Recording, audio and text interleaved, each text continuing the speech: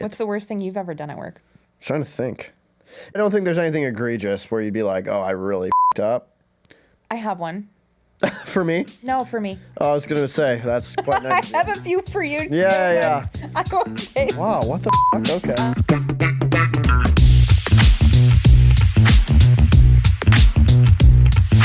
What's up, everyone? Welcome to Per My Last Email, the show where we give you the hot takes and tactics necessary to navigate work life. I'm your co-host, Kyle Hagee. And I'm your other co-host, Kaila Lopez. Not going to say who's the better co-host, but it's obviously Kaila. Yep. We have a very special episode for you today. And you know what we did, Kaila? What did we do? We threw up the bat signal. We said, Yep. Email us per my last email at morningbrew.com. We've been getting tons of submissions, so thank you all for sending us some of your thoughts on the shows. But we had a specific call out. We wanted your most kind of controversial work situations so we could play a very specific game today. What is that game we're going to play? Well, this is a game. If you've ever been on Reddit, if you've ever been on Instagram, you've probably seen this. It's Am I the Asshole? Yes. Or AITA. And for the record, we were told very specifically that we get 5 assholes in this podcast. By the FCC. Before we get flagged. So we won't be saying it that often. Well, you just threw now we away. got 3 left. Yeah, this could get challenging. This will be challenging. So I'm very excited to talk about this. This is one of my favorite things, to just sit on a Sunday afternoon and just read all these situations. I always get really riled up. Yeah. And we've got some really good ones that we're going to talk about today. We don't know how we think about the situations. Yes, our reactions to the situations are going to be live. We might agree, we might disagree. And why I think you should listen is, 1, these situations are hilarious. Yeah. 2, I think they aren't so uncommon where you won't run into something kind of similar in your own career. And 3, I hope that we get into a little bit of tactics on how someone should actually go about thinking through these scenarios. So, I mean, there's a lot of value packed into this episode. I am very excited. It should be fun. It should be informative, which is what we try to do anyways. You know? Exactly. So should we get into scenario 1? Why not? Let's dive into it. Okay. All right. So scenario 1. My coworker, Beth, we've changed the names for privacy, obviously, and I are both up for the same promotion. I've been working really hard to show that I deserve the role, but I'm pretty sure my boss wants to go with my coworker. Beth confided in me that she doesn't like working here and that she's gotten her dream job somewhere else that starts in 3 months. So she's going to quit in 6 weeks. I told my boss that Beth is leaving because I don't want her to get the promotion and then decide to stay. But now Beth is mad at me for telling. I don't think I did anything wrong since she was planning on leaving anyways, but my friends say I messed up. Am I the asshole? Woo! That story had everything. It really the plot twist. I'm going to call this one the snitch. Okay. Okay, so I'm going to give you 3-second countdown, and then asshole or not the asshole. Okay. 3, 2, 1. Not the asshole. Not the asshole. Asshole. Wait. Okay. Let's hear we've already gone way over our allotment. Yeah. Sorry, FCC.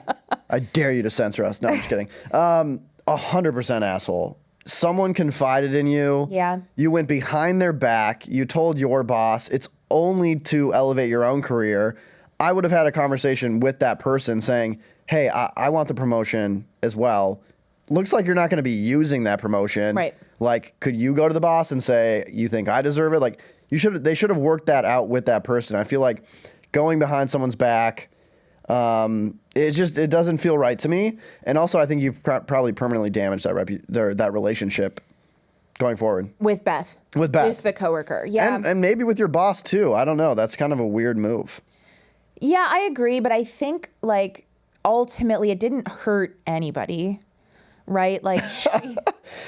Kayla's the ends justify the means. Kind of. I mean, if she knew that it was her, or not she, whoever it was, if this person knew that it was them versus Beth, and there was some asymmetric information that the boss didn't have. Oh, this is you're I'm all about transparency. I'm all about transparency. It's the asymmetric information that really. The boss needed to know that information. They needed to know that she was taking her dream job. Beth was about to level up. And why even make, if I'm in this situation and I'm doing enough and I really want this to be my next step, and somebody else is leaving and they might be considered for the role, yes, she probably went about it in the wrong way. Yeah. Maybe you shouldn't be going behind somebody's back, but I think the outcome was fine. Well, I think if Beth is mad at you, it's probably some self-reflection is necessary. Like clearly she told this person that in confidence and did not want the boss to know. And so like you just now have a reputation where I'm not going to tell you anything because I don't know who else you're going to tell. So that's why I think. Yeah, but she's leaving. If you're okay burning that bridge, let it burn. It's probably good for your career. I think that one is an asshole move. I think it's probably like light. If it's a spectrum, right? Everything's a spectrum. If it's from asshole to not the asshole, I'd say it's like 49% not the asshole. It's like close to asshole. You're like a micro jerk. Micro jerk. Yeah. Maybe a macro jerk, but like I don't think it's like a huge deal. Yes. Well, congratulations to Beth for getting her dream job nonetheless. Exactly. Everyone ends up in a happy place. Yeah, the boss allocates the right person to the role. You know, the poster gets the job and Beth gets her dream job. I think this is a win-win-win. So it's truly a happy end of that story. We do love to see it. Let's move on to scenario number 2. Great. I have a friend that has 2 jobs. Both are remote, and he's able to do both pretty easily without sacrificing his free time. I don't know how he did it, but he's able to achieve good performance at both. He even got a 20% bonus at one of his jobs, but he's keeping it a secret from both employers. I'm not sure if it's technically illegal, but it does feel wrong. Is he the asshole? This one's good as well. This is a tough one. Yeah. Do you want to do a countdown again? I don't think I have a solid one. I think this one is tough. I would say that person is not the asshole. I guess there's so many like, okay, well, what are the jobs? Like if he's a nurse, like I'd love him to not be doing SaaS sales in between, Yeah, it's like, patients. oh, sorry, your grandfather passed away. I was the nurse. A meeting went long in my other job. Right, like I think it really depends on what the situation is. I would say probably also leaning towards not the asshole because like no one's getting hurt in this situation. Well, you're fine. And I do think it's like, what do you owe a company? Yeah. And clearly, if you are getting like good performance marks and you're, meeting expectations and they're even in this case giving, I don't know who this person is, clearly a genius, even getting a bonus in one case, like you are kind of fulfilling the bare minimum of your job. Yeah. Again, no one's getting hurt and people have side hustles and you basically just expand a side hustle into another, full-time job and somehow you're pulling it off. I think what my caveat would be is even though this person isn't an asshole, I do think they're missing out because the calendar Jenga you'd have to do, and like I've had friends that have like kind of pulled this off, and like they don't have LinkedIn's because they can't. Like you're missing out on so much, and like imagine going out with friends, and they're like, "What do you do?" And you'd have to be like really careful that like someone from your job doesn't overhear that you also work at this other job. It just seems like a steep price to pay to make a little more money. Whereas if you're actually that talented, you could probably just be getting promoted faster at one of the jobs and you could develop much more of a strong relationship with your coworkers and you wouldn't have to be holding a secret deep in your heart. So not the asshole, but I wouldn't do it. I agree. And I think it's also like I've heard, these like horror stories or whatever of people that are maximizing like as many remote jobs as they can. And it's like, I have 10 jobs right now and my current like run rate salary is like 1.4 mil. Yeah. And like, I'm averaging 9 months before they find out and fire me. So, and then I get another one. And it's like, at that point, it's like, okay, your job is getting jobs. Yeah. And like, that's lame too. That's only going to last so long. At 2, I'm like, don't do it. At 10, honestly, I'm like, respect. It's pretty impressive. If you could do 10 jobs just for 1 year, you've worked, you got 10 years of income. Yeah, like, basically. Wow. Like, kudos to you. Not the asshole. And also send us your tips. That's crazy. I love that scenario. Anything else to add on that one? No, I mean, I think I just don't see it. Like, I don't know how you can do that. Yeah. Because one job is stressful and exhausting enough. Yeah. Or if you're able to juggle 2 and it really doesn't impact your quality of work, Yeah. Fine. Not the asshole. Go for it. Agree. I don't think it impacts quality of work. I just imagine it impacts the relationships you can have at each company, and you just have to be weird about it. And I wouldn't do that. Oh, you know what? We actually did have a situation at one of my previous jobs. Okay. Where we had this guy who worked with us who like never showed up. Like there was always like technical difficulties in meetings and he would like never show up. We were like, this man is not doing his job. And it still took like, we were like so confident that he had a second job. Like, so like we could message him. We wouldn't get responses for hours. He would not be doing stuff. We're like, first of all, how are you not fired? And second of all, you're hindering my ability to do my job. Yeah. So if that's what this guy's doing, that sucks. You suck. And I hate you. And it still took him like 5 months to get fired. Right. And I think this is actually a really important point. It's like other people, not that you have to be all in, but other people on your team might really care about what they're doing. Yeah. And I feel like you are kind of lying to them because the employer is trying to hire someone that is full-time at one job. And it feels like there's going to be this discrepancy between how much someone cares and how much this person who's doing two jobs cares. And like that can be frustrating for the other people. But again, I'm not here to tell you like you have to be all in on a job. You have to fulfill the minimum requirements if that's what you're trying to build. This one's tough. It is tough. And it's not like, oh, from 6 to 2, I'm doing this one job. And then from 2:30 to 8, I'm doing this other job. It's like you're probably overlapping. Yeah. You're probably taking meetings for one job and then meetings for another. And it's like, okay, are you really devoting a full block of time to one position? Yeah, every meeting is like camera off, on mute. No, literally, you're taking 2 at the same time. It's like I would break under that stress. That's too much. I couldn't do it. No, we got to find this person and then like get their like their productivity hacks, their calendar hacks. Follow-up questions. Yeah, whoever emailed us that, tell us the name. We need to know. Give us the detail. We'll be right back after this. Okay, back to the show. All right, let's move on to scenario number 3. Scenario number 3. Let's hear it. All right. So I have a boss that is quite cliquey. We have a small team of 5 under her. While the team gets along decently well and we see each other frequently in the office or virtually, it's clear that there are favorites. Multiple times, the boss will only invite 2 of us out to happy hour and exclude the other 3. While technically outside of working hours, it feels a bit weird. Are they the asshole? Should we count this down? And do you have a strong one about this? Do you? Yeah. All right, you give your strong take first. So we're asking, is the boss the asshole? Yes, I think so. And I think the reason why is that this is inviting somebody to a happy hour is such a low stakes environment. And the downsides of not inviting them is higher than the upsides of having like a personal meeting with your 2 friends that you work with. Yeah. I think when you're talking about a team of, let's say 6, if we're including the boss and then the 5 employees, it's like, what are you losing by inviting everyone? Or maybe you have one-on-one, lunches or drinks or something, but inviting 2 people right after work, it's like, okay, my 2 favorite employees, let's get up and let's go to dinner. Like, bye everyone else. Like, it just feels a little awkward unless there's a really legitimate reason to be doing it. I don't know. It feels like the asshole. Right. Like it is like, since it's so easy to invite everyone, it almost feels like it would have to be you're intentionally doing it to like do some psychological like warfare or something.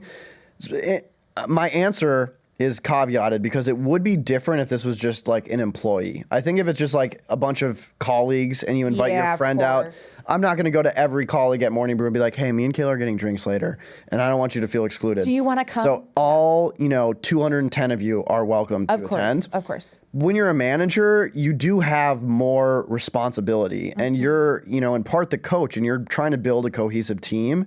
And I think anything you do in or outside of work that delays or decreases the odds of building a cohesive team, like that's on you. Like you're here to make people, like each other, be able to work with each other, build a environment of psychological safety. And if you're doing this weird, like I'm going to invite you, but not you, what's going to happen. And I think you're creating a pretty toxic environment where people aren't going to trust each other. There's going to be feelings hurt, and ultimately it's going to affect business outcomes. And that's betraying your job and betraying the trust of your team as a manager. So I would say it's asshole. It's not like the biggest, we don't need to throw this person in prison, But if you're a manager, you should be thinking about those things. I think if you're a normal kind of junior employee, it's a little easier just to hang out with friends. Of course, yeah, but I feel like there's potential for feelings of, does that continue beyond the after hours experience? Yeah, like when that manager goes and sits down and does a performance review, you in the back of your mind are like, well, I already know they like these two way more and they're more friendly, and like, is that affecting my perception of my job?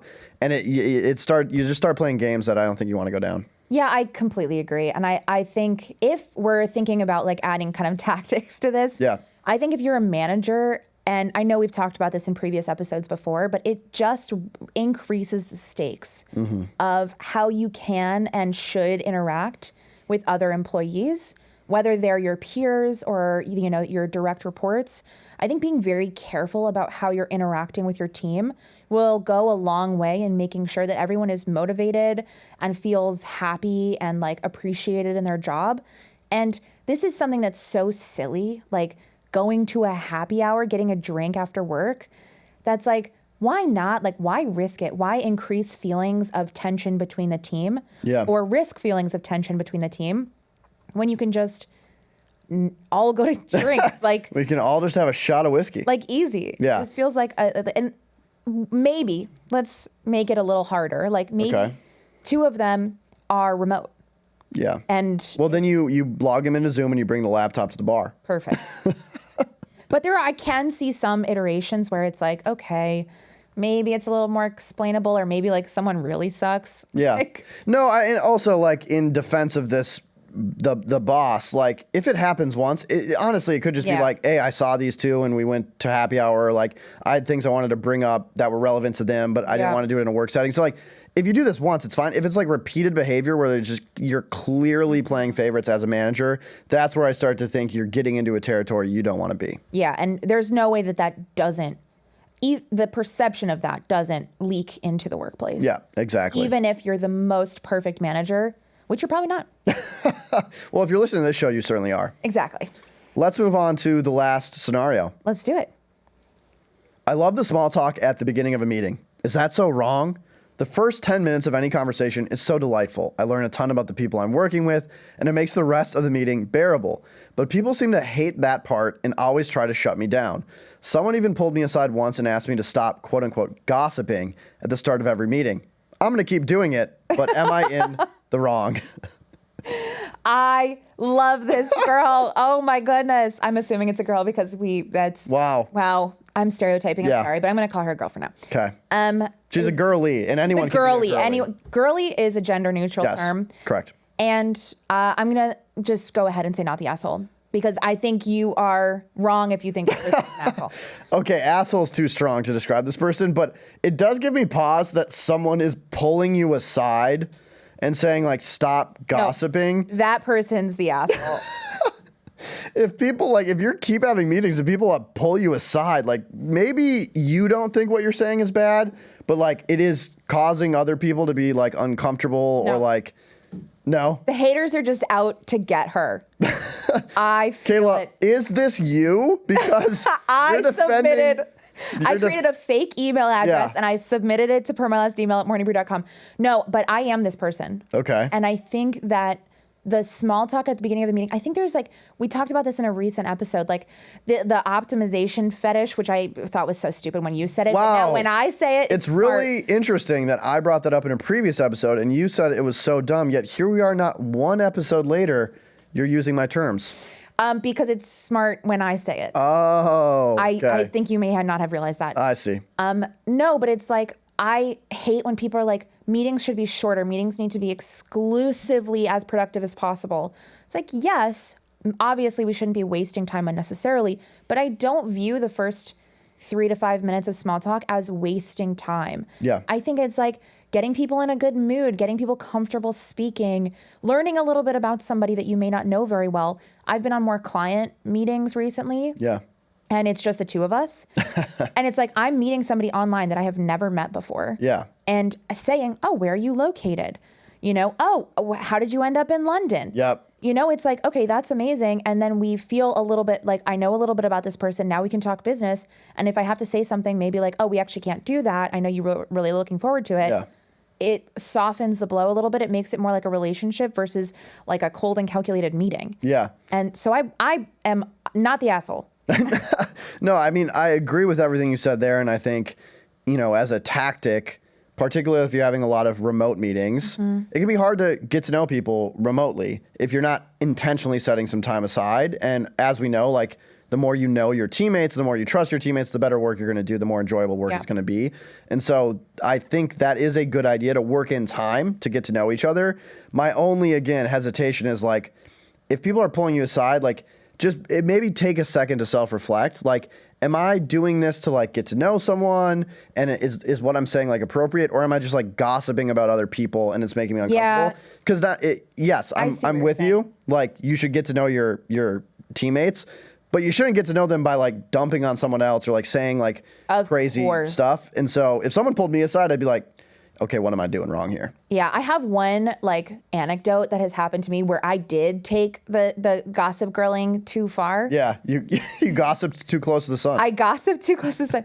I was in a meeting with it was like a bunch of other women, and there was like 8 of us on the screen, and somebody mentioned, this was in the time where like there was a specific reality TV show called Vanderpump Rules that was like having a huge scandal.